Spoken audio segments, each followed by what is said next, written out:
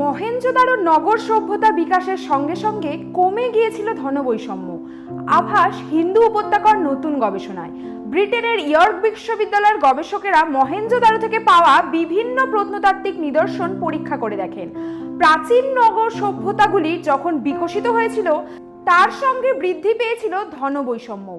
গত কয়েক দশক ধরে প্রত্নতাত্ত্বিকদের একটি বড় অংশ এই ধারণার উপরেই জোর দিয়ে এসেছিল। নগর সম্প্রসারণের সঙ্গে সঙ্গে সম্পদের সিংহভাগ প্রায়শই চলে যেত শাসক শ্রেণী এবং অভিজাত পরিবারের হাতে। তবে মহেঞ্জোদারো সভ্যতায় ধরা পড়েছিল এক ভিন্ন চিত্র। সাম্প্রতিক এক গবেষণায় সেই আভাসই মিলেছে। ব্রোঞ্জ যুগের অন্যতম উৎকর্ষ শহর মহেঞ্জোদারো আজ থেকে প্রায় 100 বছর আগে সিন্ধু নদের অববাহিকায় হারিয়ে যাওয়া এই নগর সভ্যতাকে আবিষ্কার করেছিলেন বাঙালি প্রত্নতাত্ত্বিক রাখাল দাস বন্দ্যোপাধ্যায়। প্রচলিত ধারণা অনুযায়ী মহেঞ্জোদারোর নগর ব্যবস্থা গড়ে উঠেছিল আনুমানিক 2600 খ্রিস্টপূর্বাব্দে, যদিও তা নিয়ে দ্বিমত রয়েছে। সাম্প্রতিক এক গবেষণার দাবি করা হয় 3300 খ্রিস্টপূর্বাব্দেও মহেঞ্জোদারো সভ্যতার অস্তিত্ব ছিল। এবার জানা গেছে প্রাচীন এই নগর সভ্যতা সম্পদ বিন্যাসেও বৈষম্য ছিল তুলনামূলক কম। ব্রিটেনের ইয়র্ক বিশ্ববিদ্যালয়ের গবেষকেরা মহেঞ্জোদারো থেকে পাওয়া বিভিন্ন প্রত্নতাত্ত্বিক নিদর্শন পরীক্ষা করে দেখেন।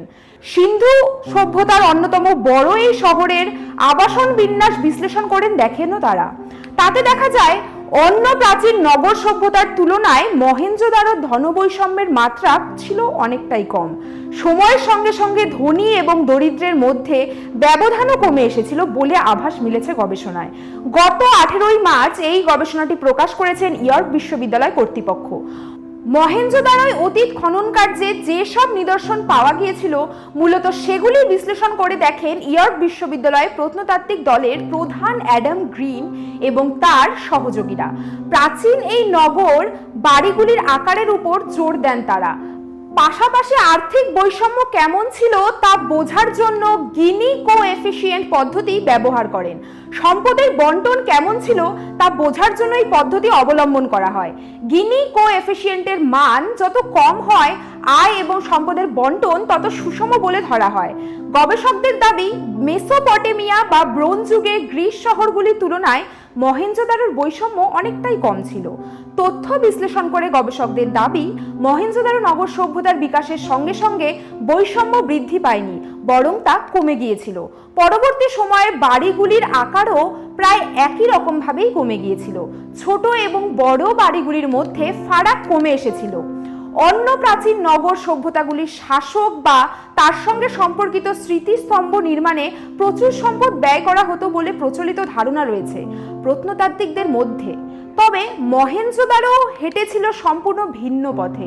সুসংহত সড়ক ব্যবস্থা এবং উন্নত নিকাশি ব্যবস্থার জন্য পরিচিত পেয়েছিল মহেঞ্জোদারো। এই নিকাশি ব্যবস্থা কোনো অভিজাত এলাকার মধ্যে সীমিত ছিল না। গোটা মহেঞ্জোদারো সর্বত্রই ব্যবস্থা দেখা যায়। বাণিজ্যের ক্ষেত্রে এই ধরনের সমতার আভাস মিলেছে। সেই সময় ব্যবসায়িক কাজে যে শিলমোহরগুলি ব্যবহার করা হতো তা মহেঞ্জোদারো সাধারণ বাড়িগুলিতেও পাওয়া গিয়েছিল।